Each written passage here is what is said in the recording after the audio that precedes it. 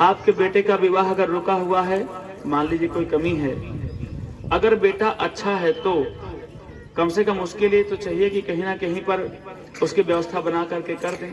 चलिए ठीक है, बेटे का विवाह कोई काटता नहीं है, कोई थोड़ी चाहता है, सब लोग चाहते हैं क्योंकि दुनिया खाने पीने में आगे है। बेटे का विवाह होगा तो कुछ ना कुछ अपना बारात जाएंगे, हौज मौज। लेकिन कुछ लोग बेटी के परिप्रेक्ष्य में विवाह, अब कहां हम विवाह कर दें कि यहाँ के लोग, अजगरा के लोग हमको ना जानते हों।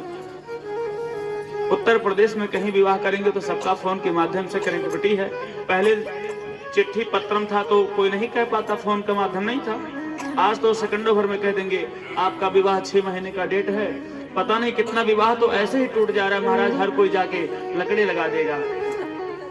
लेकिन बहनों के परिप्रेक्ष्य में, बेटियों के परिप्रेक्ष्य में ऐसा करने वालों बहुत बड़ी दुर्गति होती है।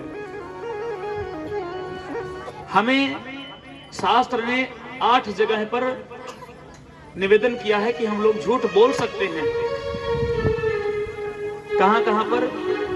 अगर आपकी बेटी एक अक्षर भी नहीं पढ़ी है, हम आज की बात नहीं कर रहे हैं कलिकाल में कि बेटी आपकी MBBS है तो उससे हाई पर आपका बेटा होना चाहिए, दामाद। ये केवल एक मानसिकता की, तुच्छ मानसिकता का भाव है। आप लोग यहाँ बैठे हैं, आपके हस्बैंड अधिकारी होंगे, लेकिन आप तो कुछ नहीं पढ़े हैं, विवाह चला कि नहीं चला?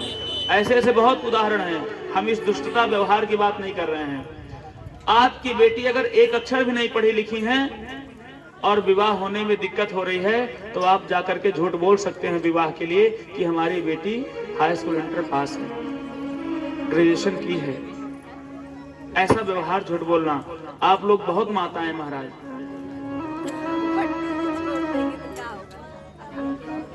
अगर कोई व्यक्ति गौ मैया को मारने के लिए दौड़ा रहा है, आप देखे हैं गौ मैया इधर गई हैं, कसाई आ रहा है, उसने पूछा इधर गैया आई है, आज उसको मारना है। आप वहां झूठ बोलना नहीं, मैं तो 2 घंटे से यहाँ खड़ा हूँ। आप 2 घंटा से खड़े रहो, कह दो मैं सुबह से खड़ा हूँ, यहाँ कोई गाय नहीं आई है। हाँ देखा हूँ, एक इधर गाय गई है, इधर गाय गई है तो उधर बता दो, क्यों कसाई उधर चला जाए। ये भी एक पुण्य माना गया है। मिथ्यारंभ से अगर किसी का प्राण बच रहा है तो ऐसा झूठ भी बोल दो।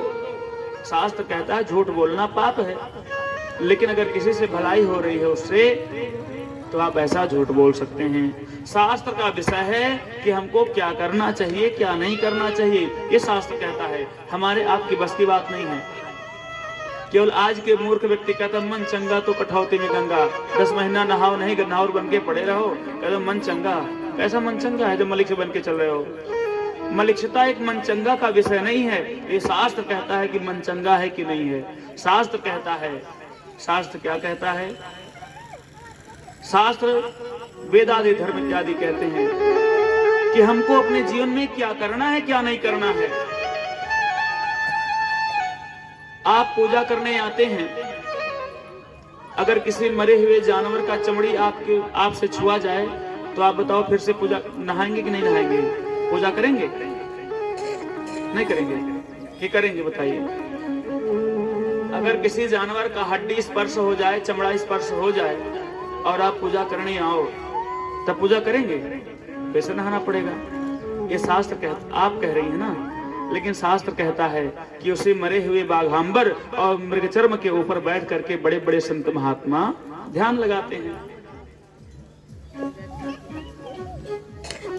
ये शास्त्र कहता है कि हमें क्या करना है, क्या नहीं करना है।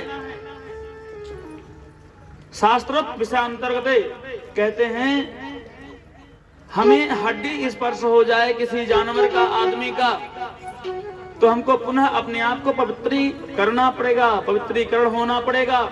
लेकिन शास्त्र में दर्शन आता है कि हम लोग जब पूजा पाठ करने बैठते हैं तो भी एक हड्डी को अपने मुंह में छुआ करके उसको बजाते हैं। कौन? वो शंख। शंख पत्थर नहीं है, आपको दिखता है, लगता है। भगवान विष्णु भगवान के जो चतुर्भुज रूप में जो शंख है एक हस्त कमल में, वो पंचजन्य शंख है जो क्षीर सागर में वज्र के हड्डियों से बना है महाराज। शास्त्र कहता है हमें क्या करना है, क्या नहीं करना है। शास्त्र के विषय में कहते हैं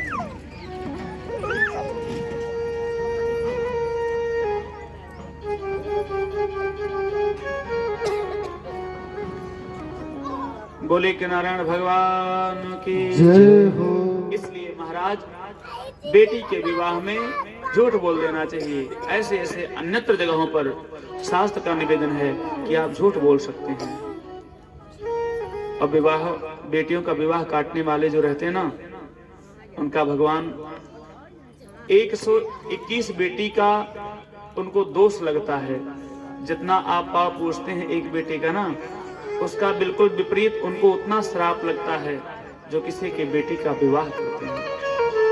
उम्र बीत जाती है, अब तो पैसा है, एक दिन में ट्राली ट्रैक्टर लेकर के जाओ, बोलेरो लेकर के जाओ, पूरा पैसा भर लाओ सामान। लेकिन माताओं का वो प्रेम अभी भी कर सकती हैं ऐसा, लेकिन उतना प्रेम ही नहीं रह गया है। बोले एक दिन हो जाएगा। विवाह के शादी का पूरा प्रपंच एक दिन में हो जा रहा है। नहीं तो माताएं पहले खूब बड़ा बक्सा लेती थी, उसमें किसी साइकिल पे भी जो बेचने आते थे सामग्री लेकर के गांव में, उससे भी लेकर के धान, गेहूं, रुपया, पैसा इत्यादि से, क्यों वो पैसा लेना नहीं होता था। वो अपने बेटी के लिए आशीर्वाद मांगती थी, हे बाबा हमको ये सामग्री दे दीजिए, लीजिए आपकी बिटिया, हमारी बेटी का विवाह है, आशीर्वाद दीजिए बाबा। जहां जाएंगे अपने घर पे, किसी भी जाति का हो, एक गांव में फेरी करने वाले व्यक्ति से भी, साइकिल से भी सुग्गा, पट्टू इत्यादि, एक गजरा, जूड़ा इत्यादि, क्लिफ, चिमटी क्या होता है सर में लगाने वाला, सब कुछ लेकर के वो निवेदन करती थी, बाबा आशीर्वाद ऐसा दीजिए कि हमारी बेटी जहां जाए। ऐसे ऐसे माताएं मार्ग में चलते चलते सामान लेते समय हर किसी से अपनी बेटी के लिए कामना कर लेती हैं। वो आशीर्वाद लगता था, वो आशीर्वाद का विषय था। तब भी व्यवस्था हो जाती बेटी के विवाह के लिए। आज फ्रिज कूलर दिया जा रहा है, तब कुछ नहीं दिया जाता था। तब राब खिला करके, पानी पिला करके जो है बारात टिक जाती थी। आज 56 भोग चाहिए और बहुत विषय विवाह भी होता था। श्रद्धा का विषय का भाव तो तब था। इस प्रकार से महाराज माँ पार्वती कहती हैं सप्तऋषियों से कि हे महात्माओं, मैं पानी के ऊपर दीवार बनाना चाह रही हूँ। क्या करना चाह रही हैं? हम भगवान भृगुनाथ को अपने पति के रूप में पाना चाह रहे हैं, इसलिए तपस्या कर रही हूँ। बहुत बुराई करते हैं संत महात्मा, कहते हैं भीख मांग भाव खाएं, भीख मांग के खाते हैं वो। आपको नहीं पता, अपने चिता के भस्म को अपने शरीर में लगाते हैं। उनके पास है क्या? न मकान है, न आश्रम है, न घर, न परिवार, कोई नहीं है, न माता है, न पिता है।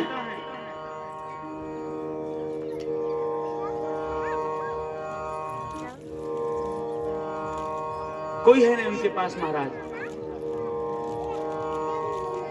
माँ पार्वती कहती हैं कुछ भी हो हम उन्हीं को चाहते हैं, कुछ नहीं बोलती हैं। लेकिन जब ये कहते हैं कि अगर आप कहो तो हम भगवान विष्णु भगवान से आपका विवाह करवा दें, खूब बढ़िया ठाठते रहिएगा आप, तब जाकर के वो कहती हैं हे मुनिवर, मेरे मुंह से और कुछ ना निकलवाइए, आप यहाँ से जा सकते हैं। आपको यहाँ पर किसी ने बुलाया? आप यहाँ से जा सकते हैं।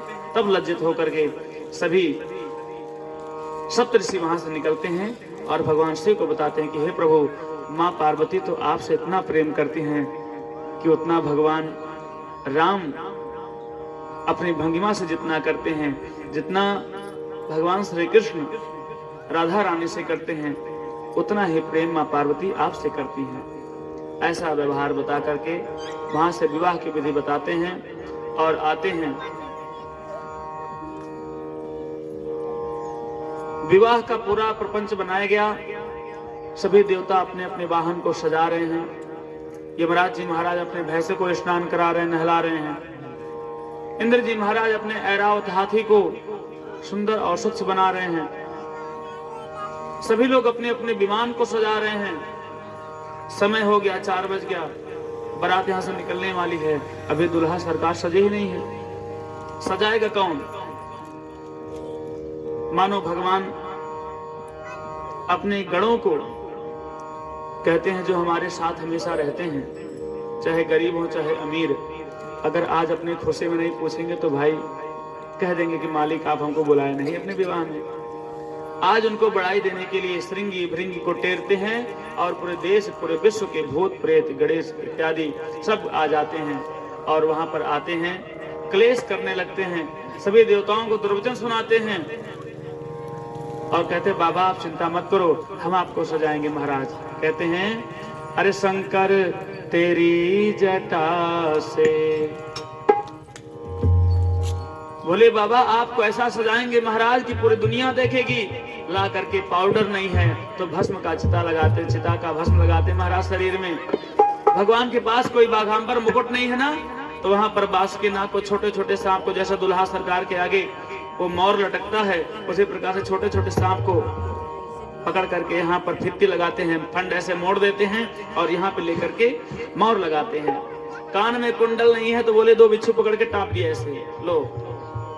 बाजू बंद में क्या है, दो ठो सांप को पकड़ के से अपना पूंछ और नाग उनका फंड ऐंठ देते हैं, सारे व्यवस्था को बनाते हुए। पहनने के लिए वस्त्र नहीं है, क्या पहनेंगे, एक बाघांबर पहनते हैं। बाघांबर बार बार खिसक जा रहा है, एक सांप को पकड़ करके मानो बेल्ट के रूप में बना देते हैं महाराज। इतने सुंदर महाराज। देवताओं की जो पत्नियां हैं कहती हैं ऐसन बारात देख लेना आज तक जिया करे धका धक। ऐसा गाते हुए गाना नहीं गाएंगे इसको। ऐसन बारात देख लेना आज तक जिया करे धका धक। नहीं आता इसके आगे। बोलिए सर सीताराम जी महाराज की जय। समय नहीं है गाने का। और उसके बाद में भगवान निवेदन करते हैं, कहते हैं चलिए यहाँ से बाराती लोग। सभी देवता वहां से भाग के निकलते हैं महाराज। विष्णु भगवान कहते हैं कि जल्दी से देवताओं जाकर के वहां हिमांचल नगरी में भोजन प्रसाद पालो। जैसे पीछे से राक्षस आएंगे कुछ बचेगा नहीं, उनको पत्तल नहीं पूरा हंडा ही साफ कर जाएंगे महाराज। सभी देवता गढ़ जाते हैं, भोजन प्रसाद पाते हैं। अनेकानेक देवताओं को सुंदरता का देख करके वर्णन करते हैं, मानो दुल्हा यही सरकार है। विष्णु भगवान को देखते कहते यही दुल्हा है। लोग बताते हैं कि नहीं नहीं अभी पीछे दुल्हा सरकार आ रहे हैं। लोगों के मन में विचारार्थ हो रहा है कि जब दुल्हा के ऐसे सगे संबंधी इतने सुंदर हैं तो दुल्हा सरकार कैसे होंगे। और यहाँ भगवान भोलेनाथ अपने वृषभ पर बैठ करके आ रहे हैं। जाते हैं वहां पर उतरते हैं, सभी देवता दूर हट जाते हैं। राक्षसगढ़ वहां पर गुड़ का विशेषण जितने भी हैं सब लोग पत्तल नहीं मांगते, जलपान नहीं करते। जो डिब्बा वाला है सब डिब्बा उठा करके सीताराम हरे हर कर रहे हैं अपना।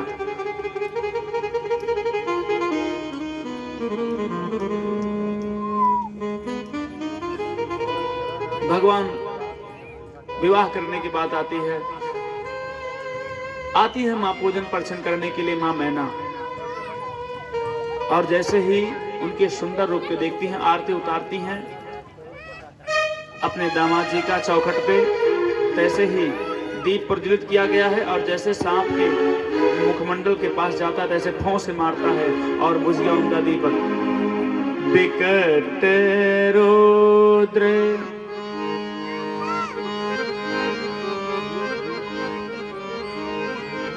बिकट रूप रुद्र ही जब देखा अबेलन ओरे भय युद्ध सेखा। बिकट रूप रुद्र ही जब देखा अबेलन ओरे भय युद्ध सेखा।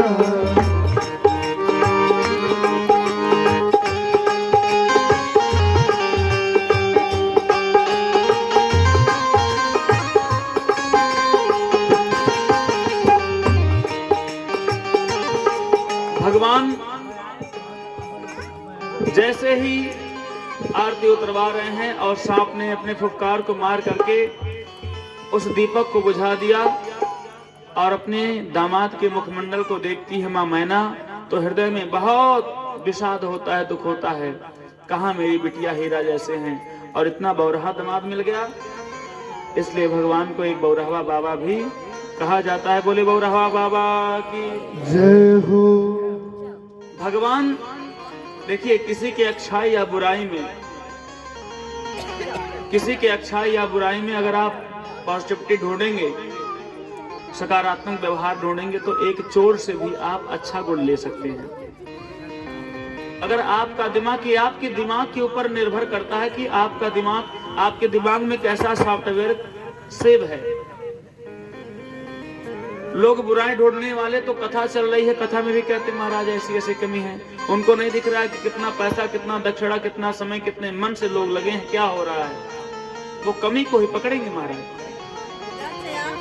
शादी विवाह होता है, इतना लाखों लाख रुपया पैसा खर्च होता है, 10 प्रकार की सब्जियां हैं, कुछ दिख नहीं रहा है, बस सब्जी में थोड़ा सा नमक कम है, दूसरा डाल लो, सूखे खा लो, कहने की आवश्यकता है। लोग केवल बुराई देखते हैं महाराज। आज भगवान भोलेनाथ ऐसे दुर्व्यवहार मां मैना को लोग देख के हंसते, कहते हंस तो नहीं, यहाँ का ऐसा नियम है साहब की हिमाचल गेह में माताएं आती हैं दामाद सरकार का आरती उतारने के लिए और थाली पटक के चली जाती हैं। मां मैना थाली पटक के चली जाती हैं, अंदर विलाप करती है मां पार्वती को पकड़ के। भगवान बुरा नहीं मानते और पुनः भगवान की भंगिमा मां पार्वती अंतर मन से निवेदन करती हैं, प्रभु ऐसा आरोप ना दिखाइए, बड़ी बेइज्जती होगी सबसे। भगवान इज्जत संवारने के लिए पुनः खूब सुंदर से दुल्हा सरकार बन करके आते हैं और विवाह होता है। पानी ग्रहण जब कीन्हे महेशा हर्षे तब सकल सुरेशा। पानी ग्रहण माने हस्तबंध। इनके तो कोई गुरु है नहीं, ना इनके माता पिता हैं भोलेनाथ के। ब्रह्मा जी महाराज भोलेनाथ का हस्तबंधन करवाते हैं मां पार्वती से और इनके माता पिताजी महाराज उनके हाथों में इनका हस्तबंधन कराते हैं। हस्तबंधन होते ही भगवान वहां से चलने की विदाई की याचना करते हैं। मां मैना उपदेश करती है नारी धर्म का कि कैसे आपको वहां पे रहना है, किस प्रकार से व्यवहार करना है, कोई शिकायत ना मिले। पुनः भगवान भोलेनाथ से निवेदन करती हैं, प्रभु बच्ची हैं अभी, अगर कोई गलती होगी तो माफ करिएगा, हमसे बताइएगा, हम इनका सुधार कराएंगे। और ऐसा निवेदन करते हुए लेके जाते हैं कैलाश पर्वत पर। एक बार हाथ से पद में मां पार्वती कहती हैं, प्रभु आपके पास तो कुछ है ही नहीं, कहाँ रहेंगे। भगवान कहते हैं अच्छा। भगवान भोलेनाथ खूब दिम्बल देवो तेजमयी अनंताकार रूप से भवन का निर्माण करते हैं और वहां पर विराजमान करते हैं मां पार्वती को। कल कल की ओर करते हुए ऐसे धारा के समीप में हिमालय पर दिव्य शिखर पर फटिक शिला पर बैठ करके भगवान और मां पार्वती सुख का वर्णन कर रहे हैं। ये सुख का वर्णन माता पिता को पुत्र को नहीं करना चाहिए, इसलिए ये प्रसंग यहाँ पर विश्राम। 1000 वर्ष तक भगवान शिव और मां पार्वती का विहार होता है। पुनः देवता लोग खूब परेशान होकर के ब्रह्मा जी के पास आते हैं, प्रभु तारकासुर हमको बहुत सता रहा है। ब्रह्मा जी कहते हैं क्या किया जाए, विवाह भी हो गया, अब इसमें कौन जाए कहने के लिए कि आपके पुत्र के द्वारा। भगवान अंतर्भावना को समझते हैं और समय आने पर श्री कार्तिक जी भगवान का जन्म होता है 1000 वर्ष के बाद। बोले कार्तिक महाराज की जय हो। कार्तिक महाराज तब जन्म्यो षड बदन कुमारा तारक असुर समर जे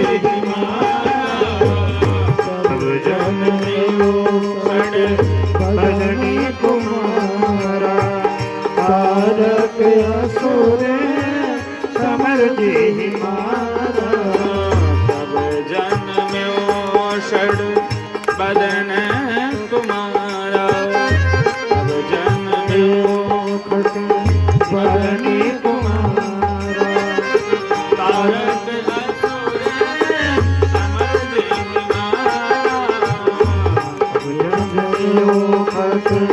बदनी कुमारा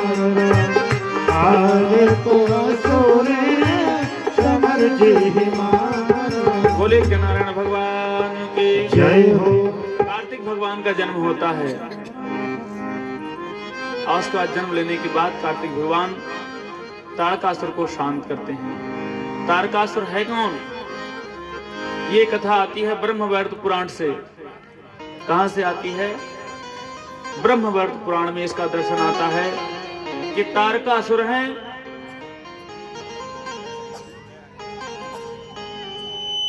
तारकासुर हैं महाराज हिरण्याक्ष और हिरण्यकश्यप के वंशज के। हिरण्याक्ष का उद्धार भगवान वराह किए थे भागवत महापुराण में, और श्रीमद् वाल्मीकि रामायण में इसका दर्शन है।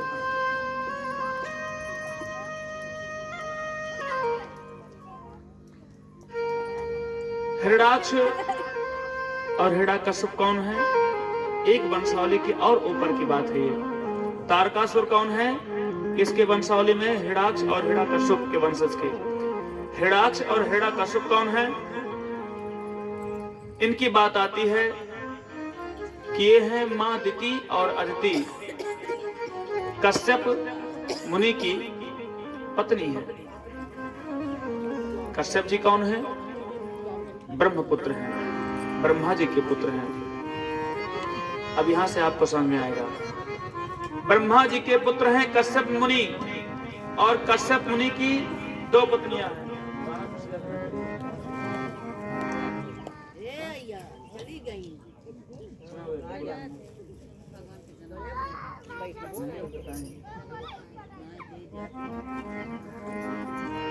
ब्रह्मा के पुत्र हैं कश्यप जी महाराज। कश्यप की दो पत्नियां हैं, एक दिति और एक अदिति। दिति कौन है? जो दैत्यता भाव रखे। दैत्यता माने असुरी प्रवृत्ति का जो भाव रखे।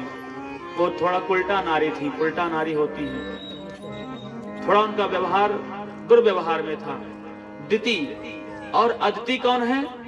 अद्वैत भाव रखने वाली, जिनके मन में कोई दुर्व्यवहार नहीं है, निर्मलता है, निर्मल तेजस्म हृदय है, जिनका हृदय बहुत निर्मल है, उनका चित्त बहुत सुंदर है। दिति के संतान है राक्षस। राक्षस की मां कौन है? दिति मैया। और देवताओं की मां कौन है? अदिति। इसके मतलब कि राक्षस और देवता दोनों भाई भाई हुए। भाई भाई हैं ही, सुख और दुख जैसे भाई हैं। सुख कहाँ रहते हैं हमारे और आपके? सुख भगवान के वक्षस्थल पे रहते हैं,